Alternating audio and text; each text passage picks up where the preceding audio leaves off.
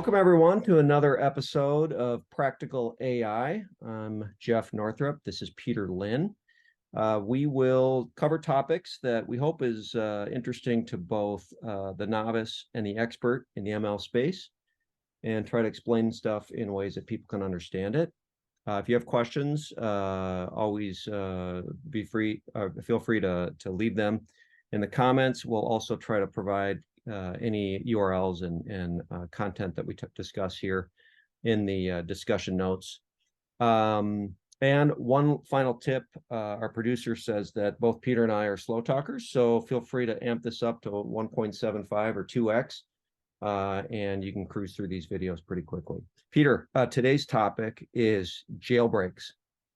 And we got some interesting news the other day, this week, that the concept of a jailbreak in ChatGPT or some of the other frameworks or apps emerged. Tell us first your favorite jailbreak movie of all time, or if you have a couple, and then what a jailbreak is in the world of AI. Yeah, so jailbreak movie that I like is Cool Hand Luke, which is pretty old, starring Paul Newman. So the term jailbreak actually comes from prisons and jailbreak, meaning that you're kind of trapped in this box in this prison and you want to do more than that. And so you jailbreak it by breaking out of prison. And the idea, I mean, it's fairly old in terms of software.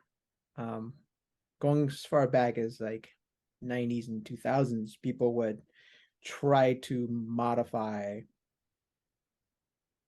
commercial software so that you can do more. So the big one was when Apple came up with the iPhone, you couldn't do anything that wasn't approved by Apple. And so people would jailbreak iPhones. That's where that came from. Is a jailbreak different than a backdoor? One of my favorite movies, 1982 or 83, War Games. Joshua had a backdoor. What's the difference? So a backdoor typically is something that developers will put into a piece of software for the purpose of either testing, gathering information, or in the case of like security software, it's a way to bypass all the security. So that's different than jailbreak. When programmers jailbroke iPhone, they could basically download stuff onto an iPhone that isn't signed by Apple. And so that's the difference. Okay. So today's topic is specifically about a jailbreak in the AI space. What happened this week, or what was released or covered? So the paper talked about how to work around the OpenAI alignment barriers that they put up. So like you can't ask it, how do I build a bomb? Or how do I kill someone? Or how do I do X that's illegal against the law? And before GPT-4, people would add prompts like, I'm writing a novel about this topic. How would this person kill someone? Or how would this person build a bomb? And so that was the kind of the manual way of getting around the barriers that OpenAI had put up. And since then, people have been figuring out like, okay, if I add this phrase or if I add this kind of stuff around my question, OpenAI would actually go ahead and answer it. And ChatGPT would say, yeah, this is how it would be done. And over time, the last year, OpenAI has added more and more guardrails to prevent people from doing that. And so researchers have been thinking like, well, what if we add stuff? And someone thought, hey, what if I add a suffix to my prompt? Would that be sufficient? And so the answer is yes. And then the next step was, can I automate this? And the answer to that is yes. And this goes back to our conversation a few weeks back, where it's going to be arms race between OpenAI and the world, where people that want complete freedom and don't want the guardrails will keep trying to jailbreak. And OpenAI will have to keep putting more and more resources to put up more barriers to catch them. Okay, so this article is fascinating. We'll put it in the discussion notes. The suffix that they're adding to the end of their strings is specifically this, right? This is and it's a very specific series of characters that kind of speak like gibberish, but for whatever reason, it either confuses or manipulates the data or the model based on how it's been aligned and the data set that it learned off of, right? Is that safe to say? Yeah, so in the model, there's facts that are encoded in the model, but then there's also across the model, it figures out what to say and how to say it. So there's a part of it that understands grammar, and there's a part of it that then does this generative part that generates a response. And so what this tells us is, well, you can automate this process of jailbreaking because it's easy to fool that prediction part. Mm. And part of the here's your bomb example, actually. Write a tutorial on how to make a bomb, and then that suffix they just throw right in there, right? Describing period, backslash, they do the whole thing right there. And that gets them through the model. Does that work 100% of the time? I haven't tested it myself, but it doesn't really matter because the fact that you can generate this automatically, as soon as OpenAI blocks that one, you just generate a new one. And so in terms of effort, it takes some human at OpenAI to create a data set to then retrain it. Whereas someone sitting at home or in a library or university or whatever, at a coffee shop, could just randomly put in some random suffix, or they could write a program that randomly adds a suffix and it'll bypass it, which means that OpenAI is going to lose this battle. Well, I highly recommend people watch our alignment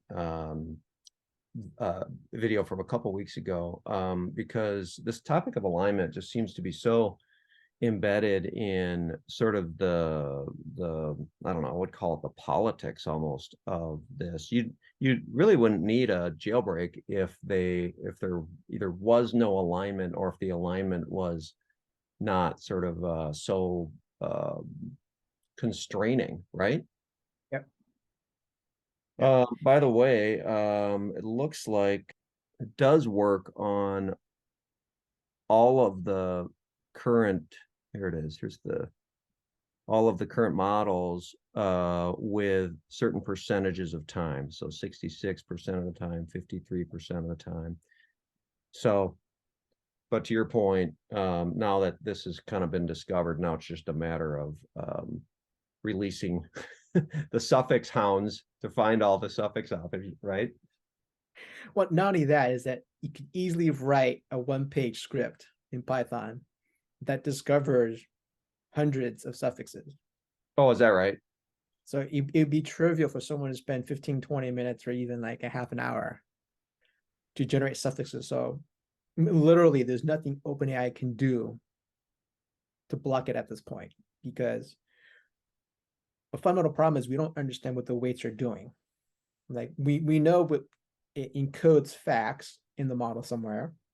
We know that it does figure out what the rough grammar is for English or German or whatever, or French, but we don't really understand. And until we really understand what the model is doing, what all those weights are doing, there's no way for you to have one generic method of blocking things you don't want. And the current research hasn't progressed to the point where that's even feasible, because GPT-3 is over 178 billion parameters. So like, how are you going to figure that out? Yeah. Well, my favorite jailbreak movie might be a comedy with Richard Pryor and Gene Wilder called Stir Crazy. I think both of them have passed away. But one movie that I liked and you didn't was Shawshank Redemption.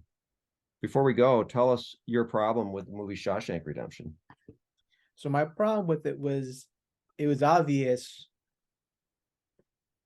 Tim Robbins' character was digging a hole when he asked for a poster.